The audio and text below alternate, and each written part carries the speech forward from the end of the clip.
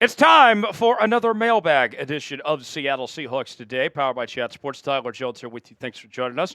You got questions. I got answers. It is time to touch our bags and drop our sacks and get right to it, as you guys have all sorts of stuff that you sent us our way, some trade ideas, some thoughts on this Seahawks team, where things are at right now, where they go from here. We'll answer them here in just a matter of moments.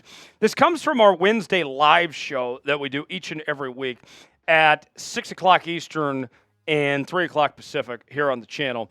And if you are a diehard Seahawks fan, you got to be subscribed and make sure you join us each and every week for our Seahawks Today live shows. And you too can be a part of our next mailbag show. The folks that have their notifications turned on, they're the first to know when we have new content here on Seahawks Today, when we go live, when we have breaking news. So, not only should you subscribe, but turn on notifications and be alerted when we drop a new video. Type Noti Gang if you're part of the Noti Gang in the comments section, and we'll get going here on today's show. Ian with a $5 super chat writes in, hashtag Seahawks, you think Christian Haynes will slowly take over the starting right guard position? I think he's got a very good chance because we haven't seen a whole lot from Anthony Bradford. I believe the snap count, if I remember right, was around 15 offensive snaps for Christian Haynes this past week. And we heard Mike Macdonald say that this competition between the two is not over, that Christian Haynes will still have a chance to prove himself and earn playing time and potentially could take over that starting role. So unless Anthony Bradford starts to show us something different, Christian Haynes is going to be right there on his heels unless Bradford improves. As I've said from the beginning, I don't care who wins this starting right guard job. I just want somebody to play well at this starting right guard position. And right now, we don't have that at the moment. Matrix with a $5 super chat. Thank you, Matrix. With what you have seen so far with the Seahawks in the first 2 weeks, what is your record for them? So Smitty and I were breaking this down, and you think about this. Okay, they're 2-0 right now. They should beat the Dolphins this upcoming week. That puts them at 3-0. All right? So then you have 14 games left. And I said at the beginning of the year I thought they were about a 10-7 football team. At that point, you just need to win 7 out of your last 14, go 500. And we know they're going to face some tough teams. You got to play the Niners twice, right? Among a number of teams you'll face. I think they can go 500 in that stretch. I think 10-7 is still very doable at this point. I think they're in great shape for that. 10-7 would be the number I'd put out there. Beta YT. Always good to see you, Beta YT. Thanks for sending in the question. Hashtag Seahawks, how long you think people will keep overlooking the Seahawks? Shoot, I hope they do. We always seem to win when overlooked. Beta, very good question. And here's the thing. With the Seahawks at 2-0, there's not too many teams that are 2-0 right now. And if you win this upcoming week, then you're at 3-0, and there's not going to be a whole lot of teams that are 3-0 as well. Then you start to have everybody's attention. Our Chat Sports Power Rankings this week, I think the Seahawks were like 8th, and that's what most people are putting the Seahawks in power rankings, is about 7th or 8th, somewhere along those lines.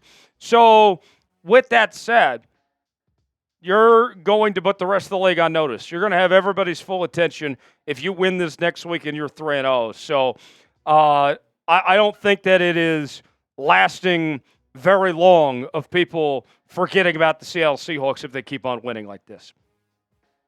Stand Up 12s writes in, could the Seahawks trade for Devin White?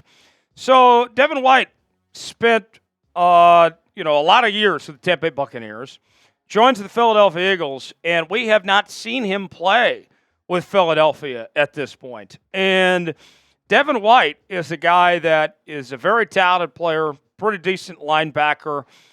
It's an odd situation of what's gone on there with Philly.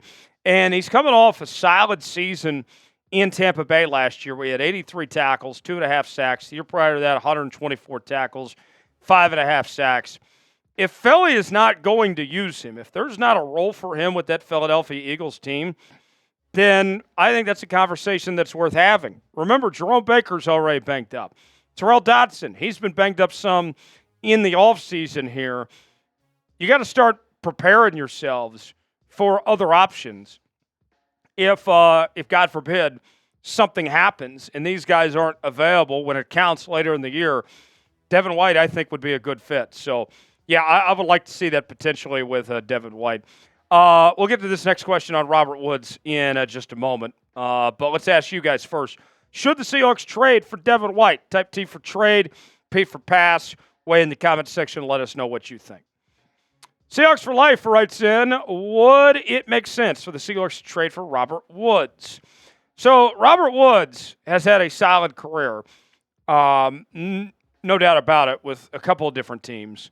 But now he's kind of on the trade block in Houston as he's been kind of phased out of their offense. You can see last year, 40 catches, 426 yards. The year prior, 53 catches, 527 yards, 2 touchdowns, 45 catches, 21 in 2021, 556 yards, 4 touchdowns.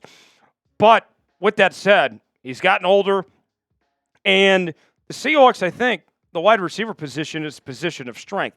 I know that Robert Woods is being mentioned pretty much for every single team. That's why it's being asked here of Seattle at this point. But I just don't see it. I think they're in a great spot. I love the three-headed monster with DK, Lockett, and JSN. And then Jake Bobo. Man, he's a solid 4 receiver. I just don't know where you get Robert Woods on the field in this offense. And having to give up something for him, to me, I just don't see that happening. Should the Seahawks trade for Robert Woods? Type Y for yes, N for no. Let us know if you think that's a deal they should make or not. Today's show is sponsored by Game Time. Game Time is the best place to go for the best seats, the lowest prices guaranteed, whether you're looking for tickets for sporting events, concerts, theater productions, comedy shows, and more. Game Time has got you covered. Game Time has a new feature called Game Time Picks that makes getting tickets to see your favorite teams play live even easier. Game Time Picks filters out the fluff to show you only incredible deals and great seats, so you don't have to waste time searching through thousands of tickets. They have their super deals. If you see a super deal, that's going to be one you don't want to pass up on, folks. They have their seat views, so you can get the visual, see what your seat is like. Maybe you want to go to the Seahawks Dolphins game this weekend.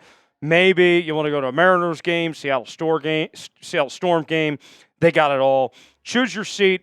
See what that seat is like. Check out with Apple Pay, Google Pay, Venmo, all major credit card providers. Your purchase is covered with the most flexible customer service policy in the ticketing industry. Download the Game Time app, create an account, use code ChatSports, $20 off your first purchase. Terms apply. Again, create an account, redeem code CHATSPORTS for $20 off. Download Game Time today. What time is it? Game Time. The link is in the comments and the description of today's video. Jefferton writes in, do you think Draymond Jones is still hurt and that's what is affecting his production, or is he simply a poor fit in Mike's scheme? Go Hawks. I think it's too early to tell. 2 weeks in, hard to say. He's had a couple flashes, but nothing consistent at this point. I don't think he would be playing if he was straight up not healthy, if he was hurt. But as far as being a poor fit goes, I just think that's too early to tell. Mike Macdonald, excuse me, has some ideas in mind, between using him on the D-line, using him as an outside backer. I think it just might take a little more time with him. We'll see. Banana writes in, offensive line the biggest issue, but I think tight end is up there. Is there any notable names in the draft or potential sign and trade? The name that I would watch, depending on the Falcons situation, if the Falcons are a contending team, if they're a playoff team, they're not going to move on from Kyle Pitts. But if they look like the team that we saw week 1 against Pittsburgh, then Kyle Pitts could be a potential option at the trade deadline. So I would keep tabs on Kyle Pitts. I don't think it's likely, but I don't think it's impossible. Last question comes from, is Tyler Lockett's last season with us? All signs kind of lean that direction, that it's probably his last season. The cap hit doesn't look good for next year. We'll see where things go from there. Thanks for joining us here on Seahawks Today. For continuing Seahawks coverage, subscribe now. We'll see you next time.